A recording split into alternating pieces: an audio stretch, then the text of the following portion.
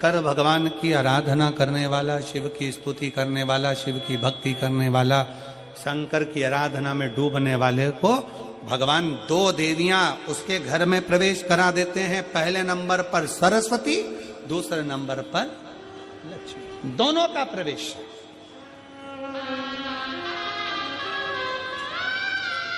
दोनों का प्रवेश।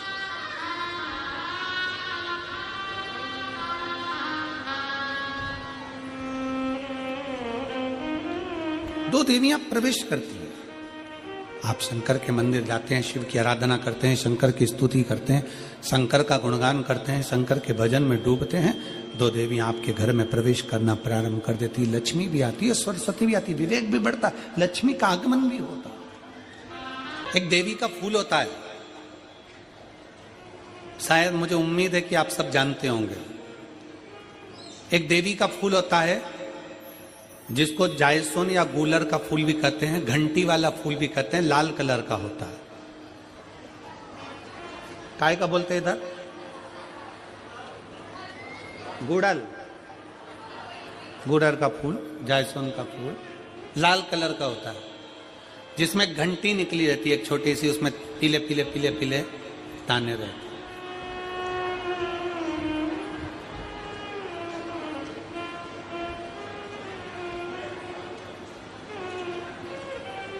अगर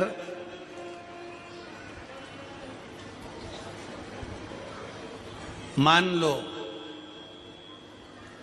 कोई बेटा बेटी, कोई लड़का लड़कियां, कोई बेटा बेटी, नवयुवक बच्चे या बहुएं या कोई अन्य व्यक्ति भी कोई कार्य चालू कर रहा है। मान लो कोई कार्य आप चालू कर रहे हैं, एजुकेशन के लिए बढ़ रहे हैं, या आपने कोई लक्ष्य बनाया है कि मुझे इस कंपटीशन एग्जाम में बैठना है, इस कंपटीशन एग्जाम में बैठना है और मेरा इसमें पास होना जरूरी है, और मैं जो चीज पढ़ती हूं ना मैं भूल जाती हूं, मैं अध्ययन करता हूं और भूल जाता हूं। कई माताएं भी ऐसी हैं 40, 45, 50 साल, 60 साल की हो गई, 60, 70 साल की हो रही हैं, कई बार कह देती मेरी याददाश्त ठीक नहीं है, मैं कोई सामान रखती हूँ भूल जाती हूँ, मेरी याददाश्त में नहीं रहती। कोई भाई भाई लोग कह देते हैं मेरी याददाश्त में नहीं रहता, भूल जाता हूँ। कोई कहकर गया मुझसे बात कर लेना और मैं भूल गया कि मेरे को उससे बात करना था। कई बार मुझे मने मंजिल तक पहुंचना है। तो शिव महापुराण की कथा कहती है आप अपने परिश्रम को 4 गुना बढ़ाओ, मेहनत 4 गुना करो, पढ़ाई 4 गुना करो, अध्ययन 4 गुना करो, दिन रात एक कर दो। और साथ में जो अशोक सुंदरी की जगह है, ये शिवलिंग समझ लेना जरा, ये जलाधारी पार्वती जी का हस्त कमल, ये शिवलिंग, ये जलाधारी, और यहां से जल बहता है। राइट में गणेश जी, लेफ्ट में कार्तिकेय जी, और बीच में जम के बोलो जरा अशोक सुंदरी, ये बीच की जगह। जो घंटी वाला फूल होता है जिसको आप लोग जायसोन बोले कि आपके क्षेत्र में गुलर बोले, देवी जी को चढ़ता है। देवी जी का अति प्रिय पुष्प है, माता रानी का वो लाल पुष्प अति प्रिय। उसी पुष्प को ये बेलपत्र की जो डंडी होती है, बेलपत्र की जो डंडी का भाग होता है, उस घंटी का भाग उसी डंडी की ओर होना चाहिए। जैसे फूल की जो अंदर की घंटी जो निकली हुई है उसका भाग ऐसा डंडी की ओर होना चाहिए। मतलब आपको बेलपत्री पर ये फूल को इस तरह से रखना पड़ेगा, मतलब उसका जो घंटी का भाग है। हाँ लाइए फूल लाओ, जेरा फूल मिल गया। वो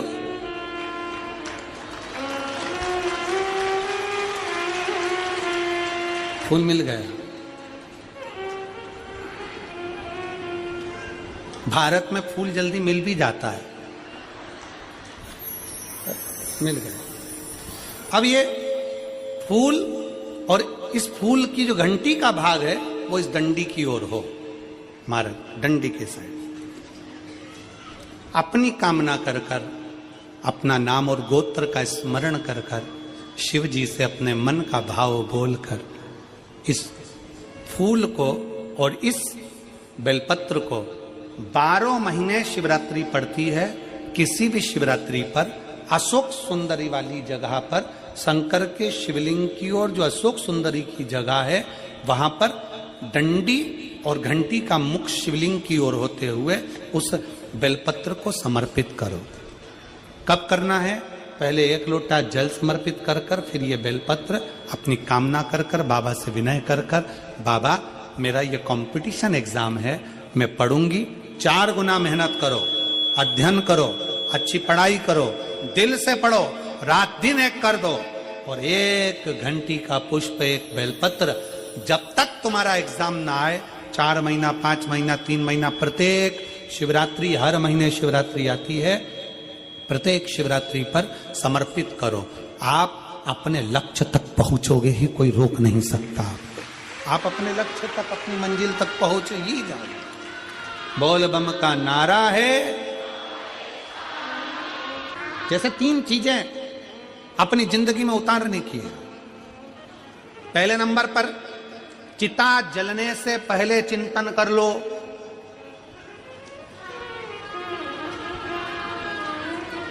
चिता जलने से पहले चिंतन कर लो। अंतिम घड़ी आएगी, अंतिम श्वास होंगे, मरोगे, चिता पर लेटाया जाएगा, उससे पहले अपने भीतर थोड़ा सा चिंतन उस परमात्मा के नाम का कर लो। चिता जलने से पहले चिंतन कर लो। अर्थी उठने से पहले अपने हाथ में 1 लोटा जल उठाकर शंकर को चढ़ाना प्रारंभ कर लो। और आग लगे शरीर में, उससे पहले अपने भीतर का अहंकार जलाकर समाप्त कर दो। ये 3 चीजें अपने भीतर उतार, 3 चीजें अपने भीतर उतार लो। चिता जलने से पहले जो चिंतन कर लेता है, अर्थी उठने से पहले जो 1 लोटा जल या हाथ में माला उठा लेता है, और शरीर जलने से पहले जो अपने भीतर के अहंकार को जला देता है, वो जिंदगी में सबसे आगे बढ़ता चले जाए। सारे देवताओं की मूर्ति खंडित हो जाए तो उसको खंडित मानी जाती है, पर शंकर भगवान के शिवलिंग के 10-20 टुकड़े भी हो जाए